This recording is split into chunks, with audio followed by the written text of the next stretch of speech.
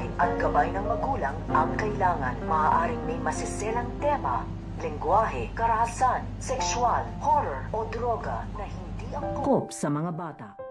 So ito nga si Darius ay tatanungin na niya dito ito nga si Mamita na kung gusto pa nga daw niyang makita at makausap ito nga daw si Apo Berta dahil nakarating na nga rin dito nga kay Darius ang paghahanap nito nga para dito nga kay Apo Berta dahil pinapahanap nga ito nito nga ni Mamita. Kaya nga ito nga si Darius ay tinanong nga dito at kinausap ng masinsinan si Mamita at nung sumagot nga dito ito nga si Mamita na gusto nga niya ditong makita at makausap ito nga si Apo Berta ay tutulong na nga rin dito ito nga si Darius sa paghahanap nito nga ni para dito nga kay Apo Berta upang matukmasan na nga nila dito kung ano nga daw ba ang katotohanan at kung ano nga daw ba ang nangyayari dito nga daw sa kanilang pamilya dahil napapansin na nga rin ito nga ni Darius ang pagbabago ng pag-uugali at pagkilos at pananalita nito nga daw kanyang asawa na ito nga daw si Lucy at malayong malayo na nga daw ito sa kanyang nakilala at napangasawang Lucy nga daw noon. So makakaabangan nga natin dito